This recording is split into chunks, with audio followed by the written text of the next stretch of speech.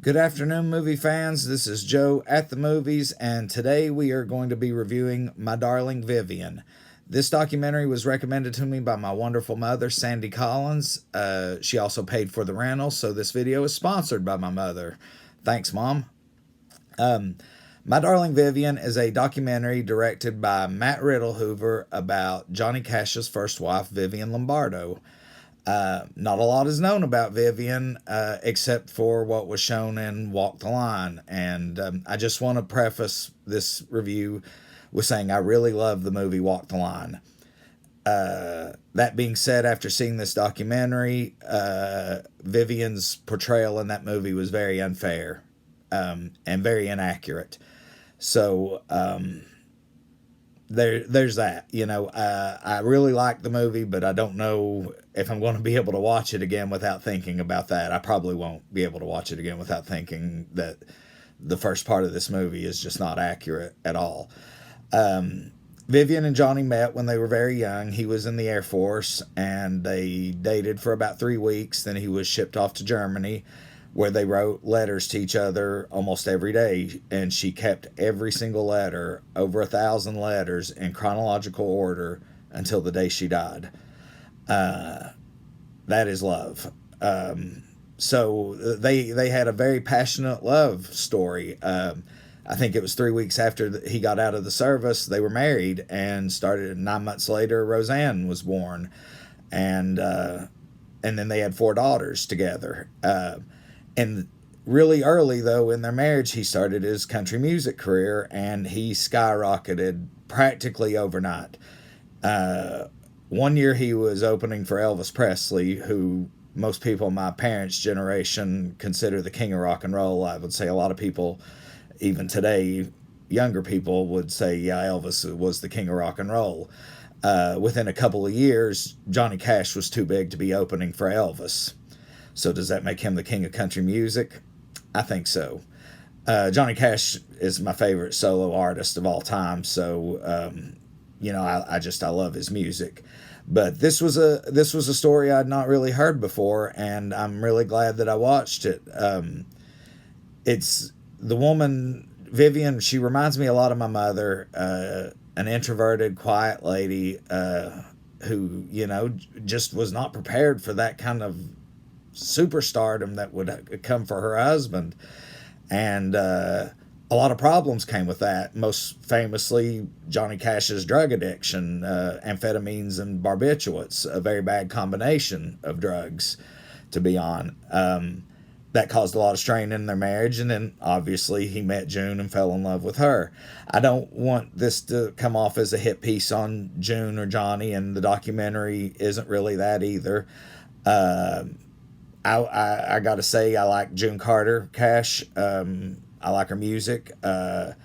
She seemed, from what I've read and seen about her throughout my life, like a wonderful lady for the most part.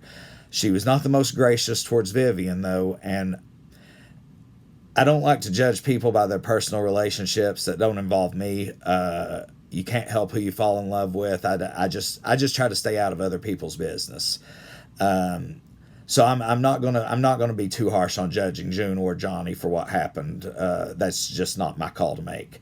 I do believe, though, that if you are in a situation like that and you are in June's position, the least you can do is be gracious about it towards the ex, and she was not.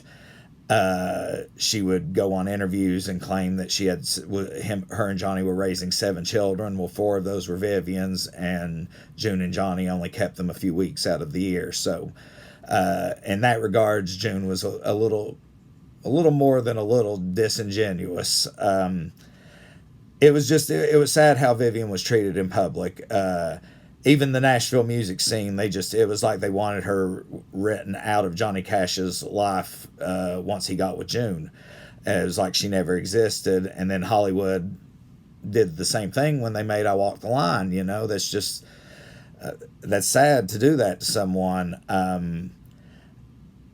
Yeah, she had a hard time of it, even before she split with Johnny, just because of the people that would random people showing up at their house wanting to meet Johnny Cash and play for him. I guess in hopes that he would drag them to superstardom, you know. And she had to contend with that while raising four girls. So I think her story needs to be told. She did write a book before she died, and she visited Johnny Cash after June died, but before he passed away, and got his blessing for the book. Her book is called "I Walk the Line." By the way, something that many people, including myself, always just assumed, I guess, that the song "I Walk the Line" was written for June. No, it was written for Vivian. That is made abundantly clear in this documentary. So her autobiography is called "I Walk the Line." From what I understand, it's mostly just a collection of the letters that they had written, which you get excerpts of in this documentary, and it's beautiful. I'm not gonna lie, I got very emotional at times during this. But there's happiness in it too. I don't want to make it sound like it's a depressing documentary. It's not. It's Vivian's truth, and I think her truth needs to be told. If you're a fan of good documentaries, because it's a very well made documentary, I think the fact that they had a lot of that she kept all those letters, the use of home movie footage that they had, and the interviews with their daughters made it extremely authentic. So I urge everyone who likes good documentaries or who is a fan of Johnny Cash to give this movie a watch. You can currently find it on just about any on-demand service for rental. I rented it from Amazon Prime for $4.99. It is well worth the $4.99, and I urge everyone to watch it. I hope you enjoy it. Don't be afraid to like, comment, and subscribe to the channel. And thank you, and I will see you all at the movies.